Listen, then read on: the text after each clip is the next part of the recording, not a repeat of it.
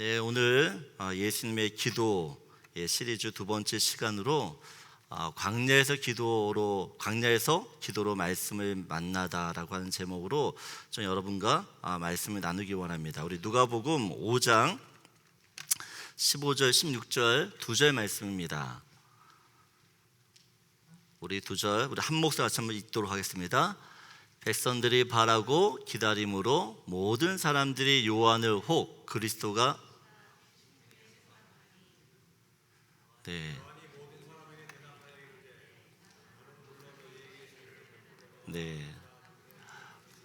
말씀을 잘못 적었네요. 누가복음 5장 15절 16절인데요. 누가복음 5장 15절 16절 제가 읽어드리도록 하겠습니다. 누가복음 5장 15절 16절인데 예수의 소문이 더욱 퍼짐에 수많은 무리가 말씀도 듣고 자기 병도 고침을 받고자 하여 모여오되 예수는 물러가서 한적한 곳에서 기도하시니라. 아멘. 예수님께서 오늘 본문을 보게 되어 지금 누가복음 5장에 한적한 곳에 가셔서 기도하셨다라고 이야기합니다. 여기서 한적한 곳은 빈들, 광야와 같은 장소예요. 예수님께서는 왜 수많은 장소들이 있으실 텐데 왜 하필이면 이 한적한 곳, 광야, 빈들에 가셔서 기도를 하셨는가입니다. 예수님의 길을 예비했던 세례 요한은 제사장의 아들로 태어납니다. 근데 제사장의 아들로 태어났는데 세례 요한은요, 제사장으로 사는 것이 아니라 평생 예언자로 삽니다. 이 당시 제사장들은 엘리트 집단이었어요. 엘리트 그룹들이었습니다. 제사장이 되고 싶다고 해서 누구나 제사장이 될 수 있는 게 아닙니다. 하나님께 선택된 제사장 집안에 있는 사람들만 대대로 제사장이 될 수 있어요. 이들은 이스라엘의 종교 지도자들로서 그 당시 부와 영광과 존귀를 정말 마음껏 누리는 사람들이었어요. 왜냐하면 이 제사장들은 늘 하나님 앞에서 백성들을 축복해주고 또 그들의 죄와 또 그들의 잘못을 용서하며 자비를 구하는 일을 했기 때문에 모든 백성들이 늘 이 제사장들을 공경하고 존경하며 따를 수밖에 없었어요. 하지만 이 당시 예언자들은 백성들에게 늘 배척을 당합니다. 멸시와 천대를 받는 경우가 허다해요. 그렇기 때문에 그들의 생활도 보장되지 않습니다. 왜냐하면 예언자들은 보통 하나님의 어떤 말씀을 전하는가요? 하나님의 책망, 경고, 저주, 심판의 말씀을 전할 때가 많습니다. 그렇기 때문에 이 예언자들이 하는 그 말을 사람들이 듣기 싫어해요. 여러분, 세례 요한은 예언자의 삶이 험난하고 고달프고 인기 없다는 것을 알면서도요, 오히려 제사장의 삶을 포기합니다. 왜 이런 선택을 하냐는 것이에요. 누가복음 3장 2절을 보게 되어지면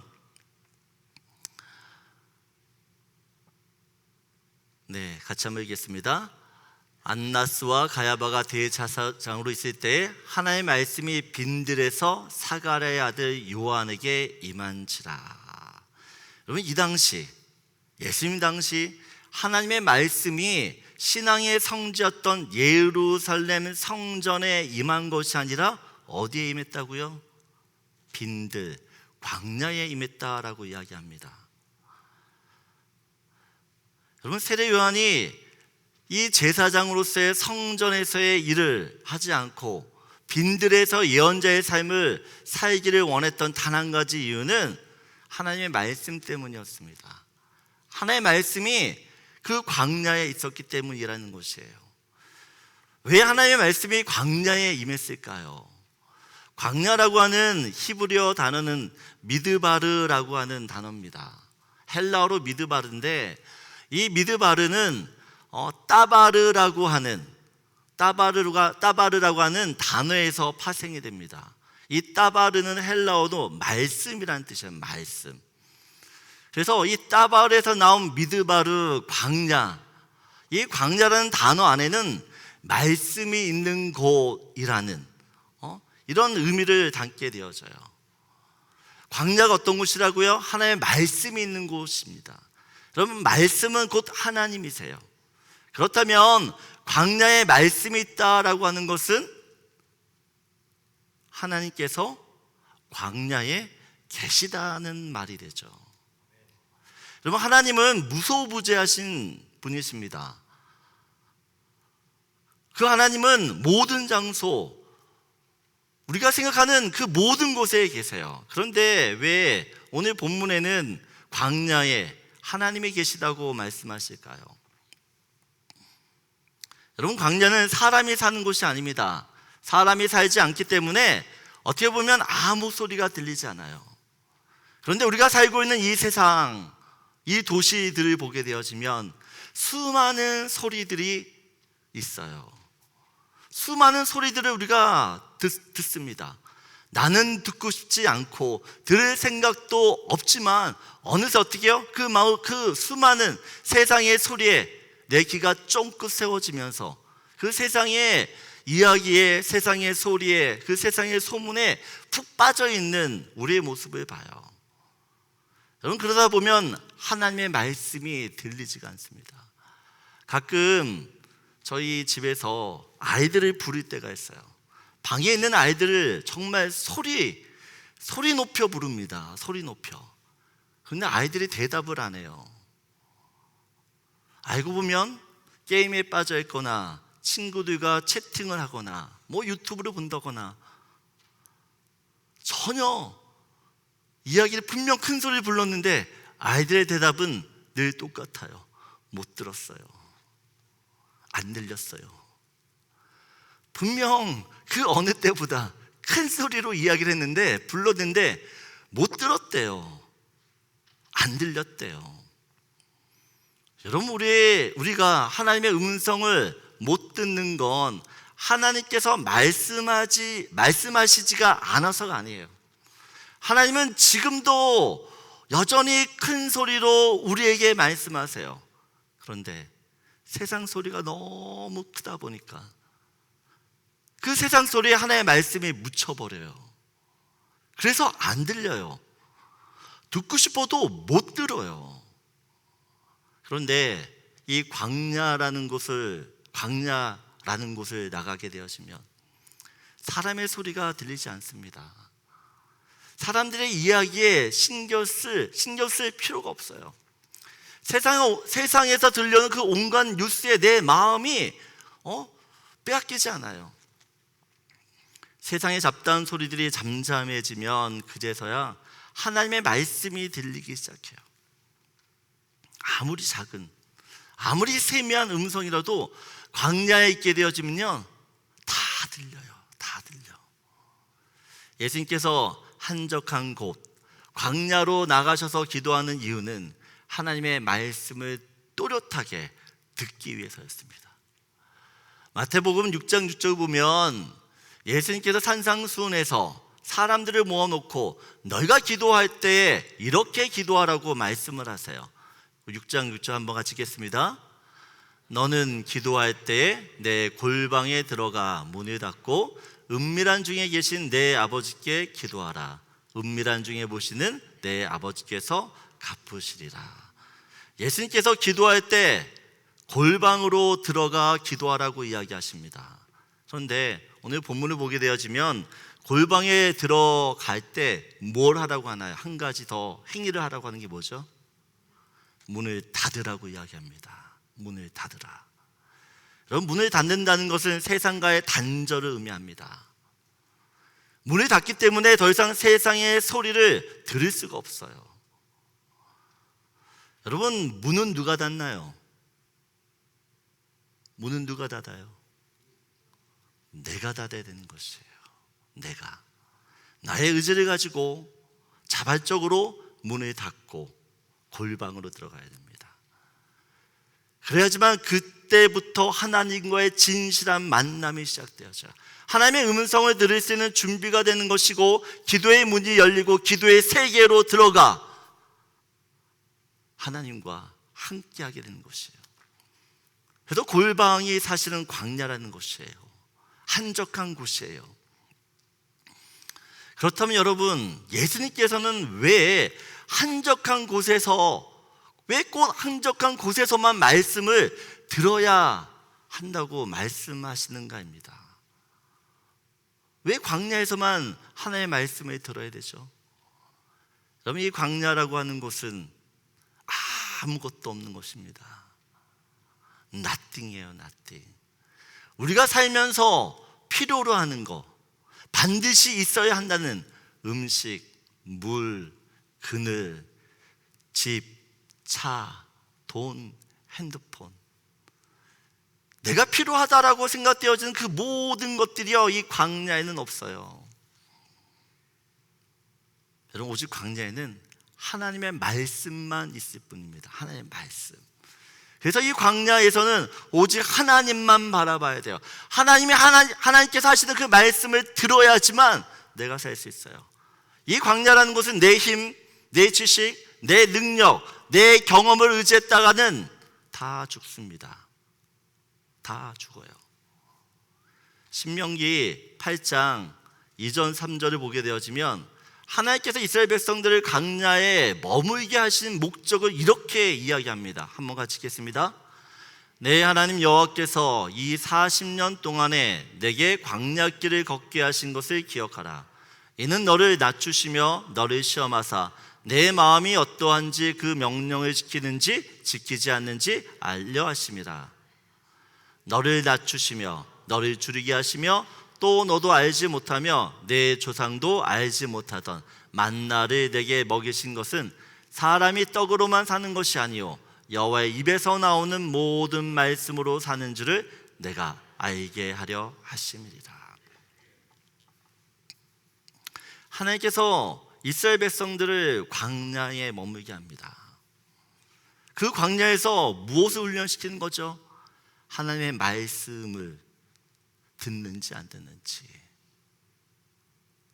그 광야에서 하나님의 말씀을 들을 때 이스라엘 백성들이 어떻게 된다라는 것을 그들은 너무나 처절하게 배워요. 처절하게. 여러분, 이스라엘 백성들은 광야에서, 이 광야에 있으면서요, 정말 하나님의 말씀이 진리구나, 하나님의 말씀이 생명이구나, 그 하나님의 말씀이 정말 능력이라는 것을 깨닫습니다.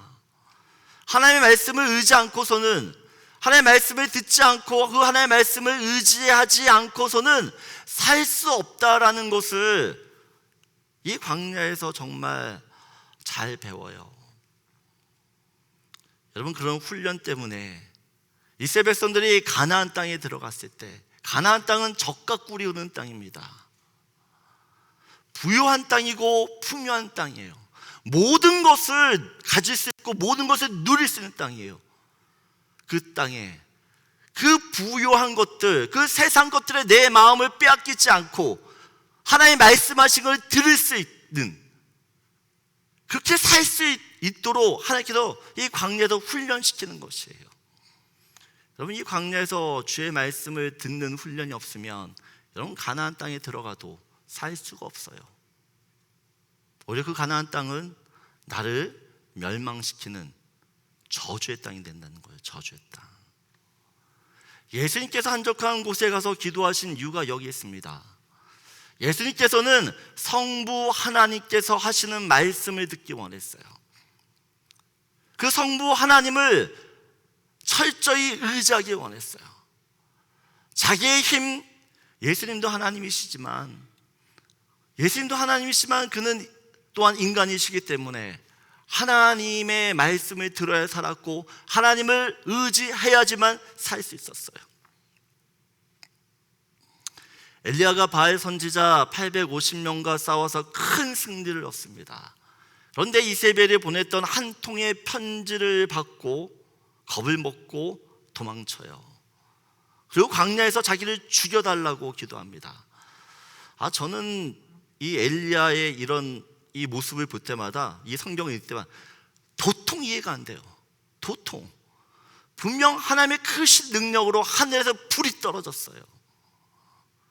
3년 반 동안 내리지 않았던 그 가뭄이 그치는 엄청난 비가 내렸어요. 그런 큰 역사를 보았음에도 불구하고 엘리야가 이세벨이 보냈던 그 편지 한 통에 무너져요. 속이 터져요. 왜 그러냐는 것이에요. 왜? 여러분, 이유는 하나입니다.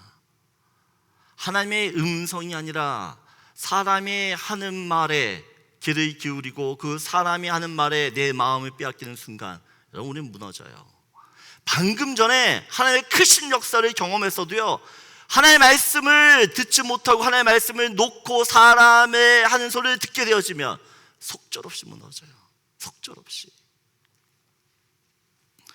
여러분, 예수님께서 한적한 곳 광야로 들어가서 기도하신 때를 보게 되어지면, 여러분, 언제 예수님께서 한적한 광야, 광야로 들어가셨는가를 보면 다시 한번 우리 누가복음 5장 15절 16절을 보게 되어지면 같이 읽겠습니다. 예수의 소문이 더욱 퍼짐에 수많은 무리가 말씀도 듣고 자기 병도 고침을 받고자 하여 모여오되 예수는 물러가서 한적한 곳에서 기도하시니라. 여러분, 지금 예수님께서 한적한 곳 광야로 들어가서 기도하시는 때가 언제입니까? 기도하시는 때가 언제예요? 수많은 사람들이 예수님을 찾아올 때입니다. 예수님께서 공생의 이 3년 반 동안 수많은 이적을 베푸십니다. 병든 자를 고치고 귀신을 쫓아내며 오병이어와 칠병이어와 또한 바다 위를 걸어가는, 여러분, 그런 기적을 베풀 때마다 사람들이 열광하고 사람들이 환호했어요. 그래서 오병이어 기적 후에는요, 사람들이 예수님을 왕으로 임금으로 삼고자 했어요. 요한복음 6장 15절을 보게 되어지면 같이 읽겠습니다. 그러므로 예수께서 그들이 와서 자기를 억지로 붙들어 임금으로 삼으려는 줄 아시고 다시 혼자 산으로 떠나 가시니라. 사람들이 예수님을 왕으로 임금으로 삼고자 찾아왔어요. 그때 어떻게 해요? 예수님이 혼자 산으로 떠나가셨다라고 이야기합니다. 여러분, 예수님께서 언제 기도하셨는지를 보셔야 됩니다. 사람의 영광, 사람의 인기, 또 사람의 인정이 있을 때, 그럴 때마다 예수님께서는 그곳을 피했어요. 예수님께서는 모든 영광이 오직 하나님께만 있기를 원했습니다. 그런데 지금 아직까지 사람들은요, 예수님을 하나님의 아들로 믿지 않아요. 예수님을 인류의 구원자, 죄와 사망에서 우리를 구원할 그 메시아 주님이 아니라 자신들의 먹고 사는 문제를 해결해 줄 수 있는 세상 임금 정도로만 생각을 해요. 그러다 보면 하나님은 온데간데 없고 인간 예수만 남게 돼요. 인간 예수만. 그래서 사람들이 찾아올 때마다 어떻게 해요? 예수님은 그 사람들을 뒤로하고 오히려 하나님께 갔다라는 것이에요. 예수님께서 한적한 곳 광야로 가실 때는 문제가 있을 때가 아닙니다. 어려움을 겪을 때가 아니에요. 모든 사역이 잘 될 때입니다. 형통할 때입니다. 사람들로부터 인정받을 때예요. 모든 사람들이 예수를 찾고 그 예수로 인하여 무엇인가를 얻으려고 하는, 예수가 필요할 때예요. 이때 예수님께서는 이 사람들의 영광에 취해 있지 않으셨어요. 오히려 그 사람의 영광과 인기를 뒤로하고 오직 하나님의 말씀, 하나님이 지금 나에게 어떤 말씀을 하기를 원하시는지 거기에 관심을 가져요. 여러분, 광야라는 곳은 우리의 영혼의 갈급함을, 우리의 영혼이 정말 하나님을 찾고자 하는 그 갈급함이 생기는 곳이에요. 여러분, 이 광야에 있어야지만 내가 어떤 사람인지가 드러나요. 미천이 드러나고 민낯이 드러나요. 여러분, 광야는 아까도 말씀드렸죠. 아무것도 없는 곳이에요. 내가 가지고 있는 것이 그곳에서 아무런 소용이 없어요. 그래서 광야라는 곳에 있어야지만 내가 어떤 존재고 내가 어떤 정체성을 가지고 살아야 되는 그 사람인지를 보여주세요. 내가 있어야 되는 자리가 사람의 영광과 인기가 있는 자리가 아니라 하나님께 모든 영광을 돌려야 하는 피조물의 자리임을 명확히 하는 자리가 광야라는 것이에요. 여러분, 계속해서 말씀드리지만 인생에 아무런 문제가 없을 때, 평안할 때, 형통할 때 어떻게 하셔야 된다고요? 기도하셔야 돼요. 어디로 가셔서? 광야로 가셔서 기도하셔야 됩니다. 인간은 편안하면 자꾸 딴 생각을 해요. 자꾸 딴 생각을 해요. 영적으로 더 깨어있는 것이 아니라 더 게을러집니다. 더 자고 싶고, 더 놀고 싶고, 더 갖고 싶고, 더 먹고 싶고. 여러분, 그러다 보면 성경 읽고 기도하고 하나님과 교제하는 그 시간들을 남겨두지 않아요. 늘 말씀드리지만 여러분은 너무 과신하지 마세요.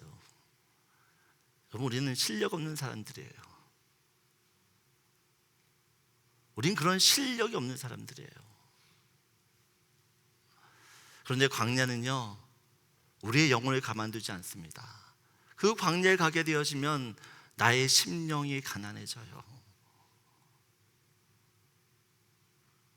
애통한 마음을 갖게 되어져요.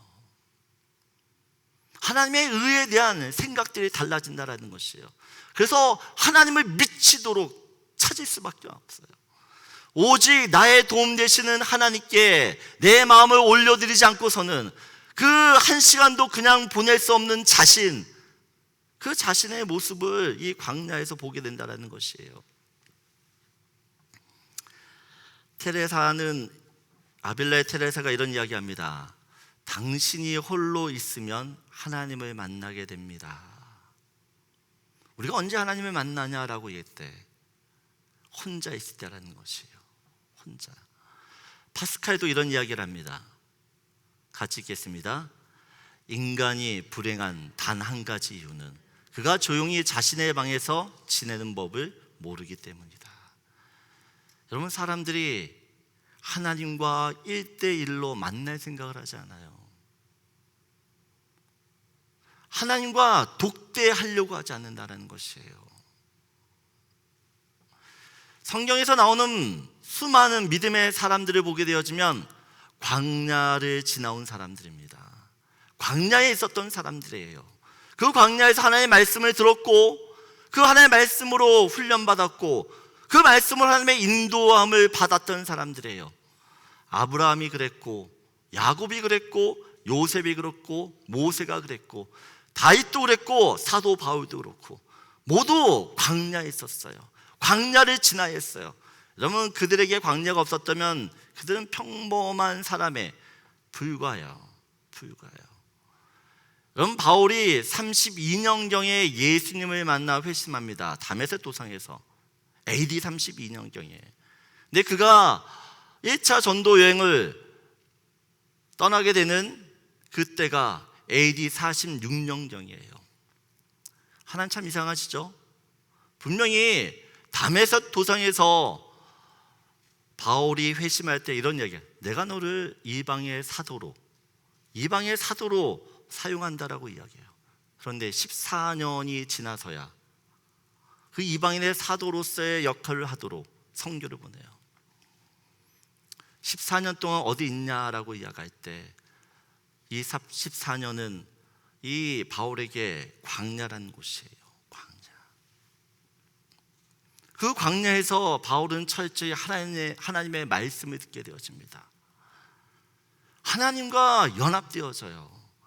그 하나님의 말씀을 듣는 그 훈련이 되었기 때문에 여러분, 우리가 사도 바울이 1차, 2차, 3차 전도 여행을 하면서 얼마나 모진 고문을 당하고 얼마나 많은 고난을, 얼마나 심한 일을 당합니까?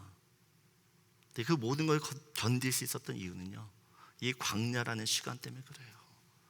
광야에서 하나님과 뜨거운 시간을 보냈기 때문에 1차, 2차, 3차 그런 그 모든 전도여행을 무사히 마칠 수 있었어요. 여러분, 하나님께서 때때로 고의적으로 강제적으로 우리를 광야로 이끄실 때가 있어요. 그때 우리는 하나님의 의도를 알아차리셔야 됩니다. 하나님이 나를 굶게 하려고, 굶주리게 하려고 광야로 보내는 게 아니구나. 고통을 주려고 광야로 데려가게 하시는 게 아니구나. 오히려 그 광야가 나를 살리는 곳임을, 이 광야에서 나를 살리려고 주님이 부르신다라고 하는 것을 우리가 알아차려야 되는 줄 믿습니다. 헨리 나우엔이라고 하는 이 목사님 소천하셨지만 광야의 영성을 강조해요. 그래서 이분은 늘 무슨 얘기야? 삶 속에서 하나님과 함께, 그리고 그분하고만 혼자 있을 수 있는 나만의 시간과 장소를 따로 마련하라고 이야기합니다. 따로 마련하라고.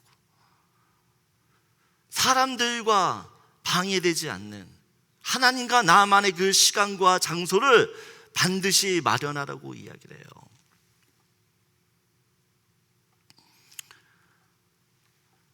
여러분, 예수님처럼 우리도 광야로 나가야 됩니다. 그러면 정말 사람이 살지 않는 그런 광야에 나가서 기도를 해야 되나요? 여러분, 우리 일상 가운데서도 하나님 만날 수 있는 광야가 있습니다. 광야. 아까도 예수님 말씀하시죠. 골방으로 들어가서 기도하라고. 여러분, 그 골방이 나의 광야라는 것이에요. 새벽 기도회, 수요 중보 기도회, 금요 기도회, 셀 모임, 여러분, 이것이 다 하나님의 말씀을 들을 수 있는 광야가 될 수 있어요. 여러분, 내 인생 가운데 그 광야를 가지고 있는 사람만이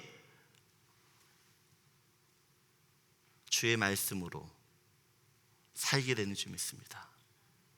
여러분, 우리는 주의 말씀을 들어야 사는 존재예요. 여러분은 어디서 주의 말씀을 듣고 계십니까? 어디서 주의 말씀을 듣고 계세요? 하나님과 1:1로 만나셔서 하나님이 하시는 그 말씀을 오늘도 듣고 계시는 것이에요.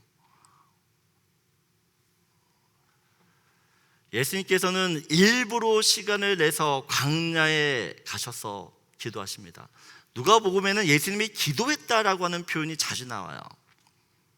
우리가 지난주도 살펴보았지만 누가복음에는 다른 복음서와 달리 성령에 대한 이야기가 많이 나오는데, 또한 이 누가복음에는 예수님이 기도했다라고 하는 그 표현이 자주 나와요. 자주. 그런데 그때 누가가 예수님이 기도하시니라 라고 하는 이 시제를 보게 되어지면 미완료 시제로 사용한다라는 것이죠. 미완료 시제. 헬라어는 과거 시제가 2개가 있습니다. 그러니까 과거의 어떤 이례적인 사건으로 끝난 거죠. 완료됐다라는 것이에요. 완료. 또 하나는 과거에서 어떤 일이 시작되었는데 지금까지 계속 진행되는 사건, 그것을 미완료 시제라고 이야기해요. 미완료 시제. 근데 누가는 예수님이 기도했다라고 하는 이 동사를 사용할 때 늘 미완료 시제로 썼다라는 것이에요. 무슨 말입니까? 예수님께서는 어쩌다 한 번 기도하는 것이 아니라 매일 습관적으로 지속적으로 기도하고 있다는 것을 지금 나타나기 위해서 이 미완료 시대에 썼다는 것이에요. 예수님께서는 습관적으로 기도했어요. 따로 한적한 곳에, 또한 새벽 미명에 일어나 기도하러 가십니다. 제자들은 3년 반 동안 예수님과 함께 있으면서 예수님이 언제 어디서 어떻게 기도했는지 다 보았어요. 다. 그래서 나중에 제자들도 예수님처럼 시간을 정해서 습관적으로 기도하게 됩니다. 사도행전 3장 1절을 보게 되어지면 이렇게 이야기를 해요. 제9시 기도 시간에 베드로와 요한이 성전에 올라갈세라고 이야기합니다. 예수님의 제자였던 베드로와 요한, 이 베드로와 요한도요, 예수님처럼 언제나 정해진 시간에 성전에 올라가 기도했어요. 여러분, 시간을 정해서 기도한다는 것이 너무 중요합니다. 또한 시간을 정할 뿐만 아니라 정해진 장소에서 하나님께 기도하는 것이 정말 필요해요. 그것도 매일매일. 왜냐하면 기도라는 것은 내가 지금 어떻게 지금 살아야 하는지, 내가 어떻게 살고 있는지 그 방향을 조정해 주기 때문에 그래요. 이게 무슨 말씀인가? 여러분, 이민사회에 바쁘죠. 하루가 빨라요, 느려요? 하루가 어떻게 지나가는지 모르게 그렇게 빨리 후다닥 지나가요. 저도 아침 5시에 일어나 이제 새벽 기도 가죠. 기도하다가 집에 오면 잠깐 있다가 아이들을 나이대주고, 오전에 성경 공부하고 점심 먹고, 그리고 잠깐 묵상하고, 그럼 또 아이들 데리러 갔다 오고, 새벽 기도 준비하고 뭐 말씀 준비하다 보면 하루가 다 가요. 하루가 정말 어떻게 지나가는지 모릅니다. 그렇게 정신없이 살잖아요. 그렇게 정신없이 살다 보면 삶의 방향을 놓칠 때가 많아요.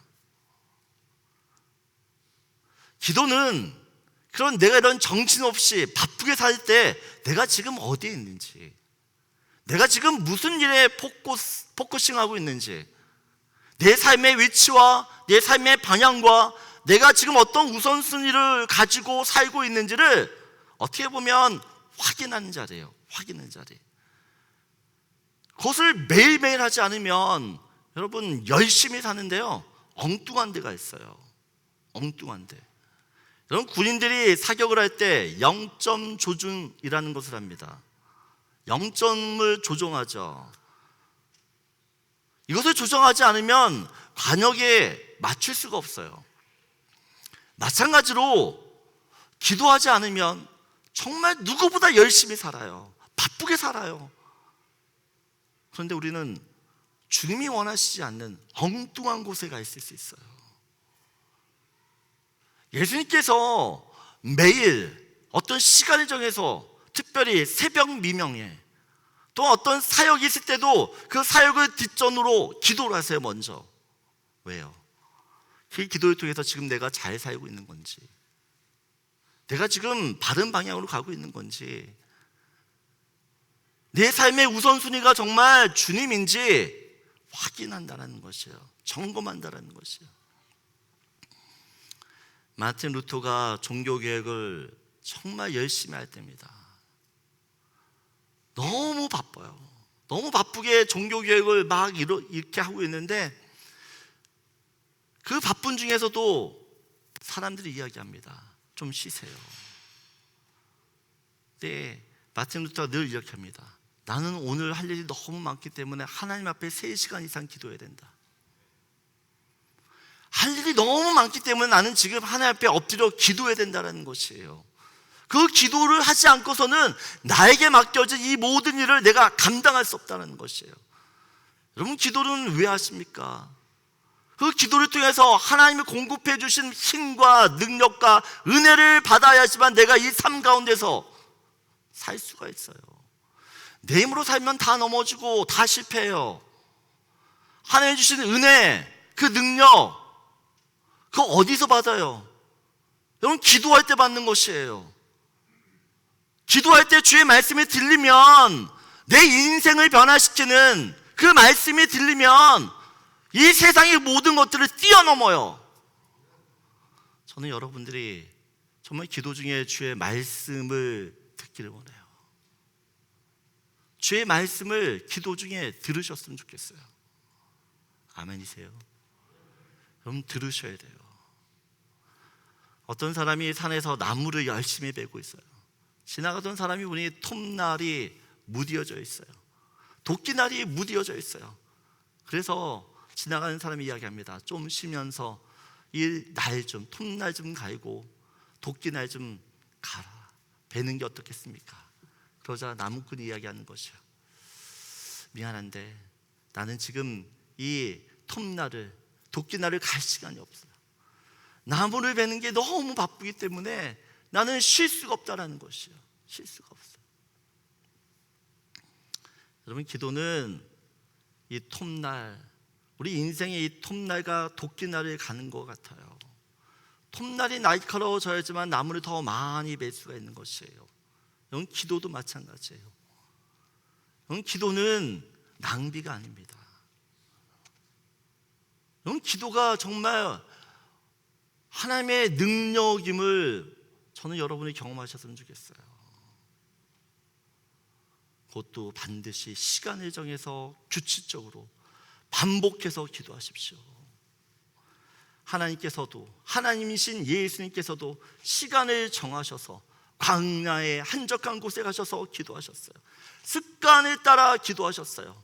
그럴 때 이 세상의 소리, 그 세상의 유혹, 이 세상의 고난을 이길 수 있는 그 힘을 우리가 하나님으로부터 공급받게 되는 줄 믿습니다.